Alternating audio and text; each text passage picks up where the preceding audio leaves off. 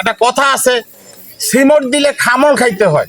আওয়ামী লীগের লোক নিজেরা অকারেন্স ঘটায়, নাম দেয় বিএনপি। বিসমিল্লাহির রহমানির রহিম। বেগম খালেদা জিয়ার সুস্থতা কামনায় দোয়া মোনাজাতের আয়োজন করে ৮ নং পাইকপাড়া দক্ষিণ ইউনিয়ন ৮ নং ওয়ার্ডে। এ সময় ৮ নং ইউনিয়ন বিএনপির সভাপতি মোহাম্মদ ফারুক আহমেদ মিয়াজি ভাই বলেন, আমি এই ৮ নং ইউনিয়ন বিএনপির সভাপতি হওয়ায় এই ইউনিয়নে আমি বিভিন্নভাবে মানুষদেরকে সাহায্য সহযোগিতা করেছি।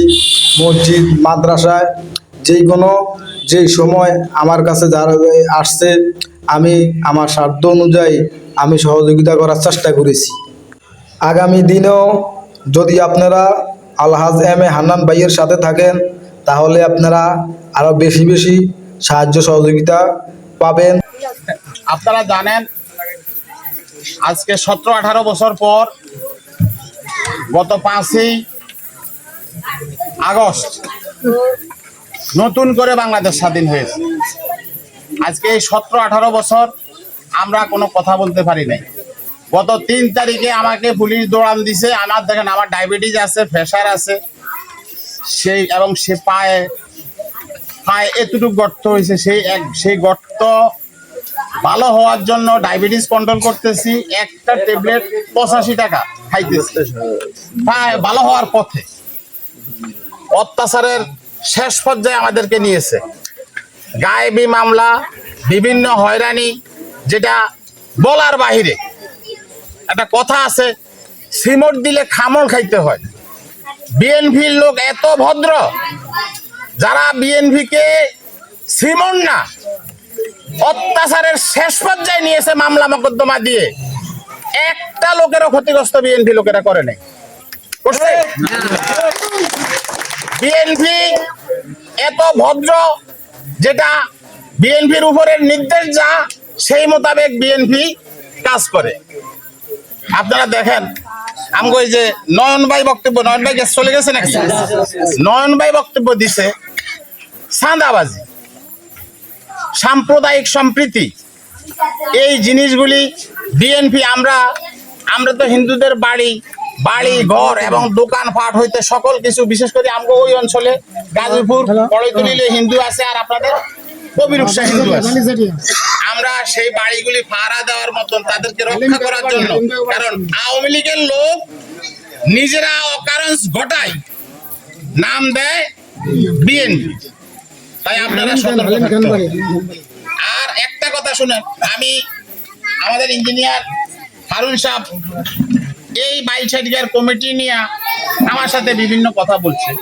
বাইশারিয়া আসলে দেখেন, হান্নান সাহেবের নেতৃত্বে আমরা রাজনীতি করি, এবং হান্নান সাহেবের নেতৃত্বে সারা ইউনিয়নে, সারা থানায় উনি কোনো এমপি না, মন্ত্রী না, উনি ওনার তহবিল থেকে সারা থানায় কিছু দান সদ্গা করে, যেটা আমি দেখেন পুরা ইউনিয়নে আমি অনেকগুলি মসজিদে আমি টাইস আনি দিছি হান্নান সাহেব থেকে।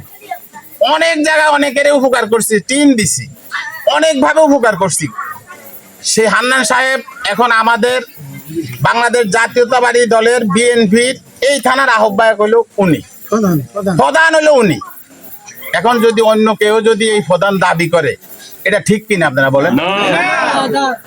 আমরা দলের মূল স্রোতে থাকবো। আপনাদেরকে কেউ যদি অন্য স্রোতে নিতে চায়, তাহলে আপনারা মনে করবেন সে আসলে মূলত সে বিএনপি করে না, সে বিএনপি করে না। কারণ বিএনপি চাঁদাবাজি করে না, বিএনপি পদ দিবে বলে কারোর থেকে টাকা নেয় না। আপনারা দেখেন, এখানে কমিটি করতে আসি, আমি আসলে লোক পাই না, লোক আসতেছে না কয়, মানে একটু দ্বিধাদ্বন্দ্ব, সাহস করে না।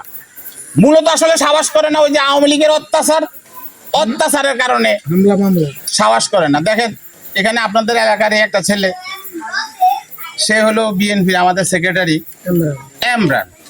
এখন এমরানে যখন আমরা সেক্রেটারি দিছি, এমরানের সেক্রেটারি দেওয়ানোর পরে কিছু কথাবার্তা আইছে যে এমরান কর্ম করি খায়, হ্যাঁ তাকে সেক্রেটারি দিছেন কেন, আর একটু ভালো মানের একজনকে দিতেন।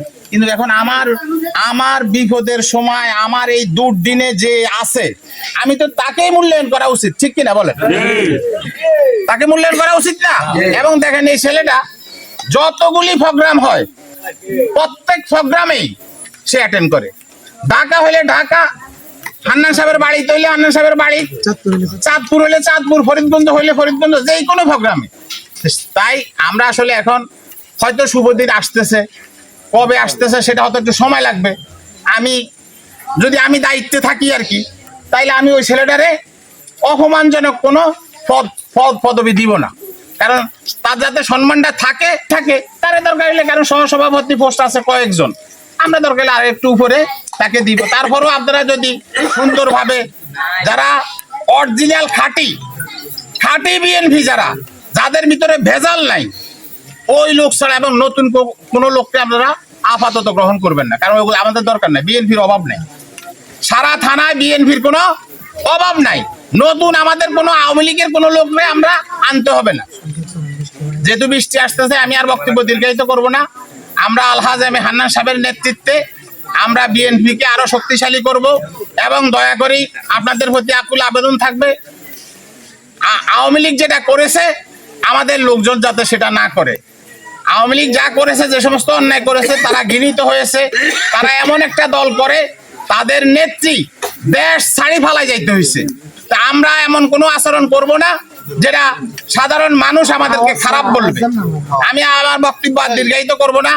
আপনারা এই বৃষ্টি দিয়ে আপনারা অনেক সময় অপেক্ষা করছেন, আপনাদের প্রতি আমার আন্তরিক শুভেচ্ছা ও ভালোবাসা রেখে আমার সংক্ষিপ্ত বক্তব্য এখানে শেষ করছি।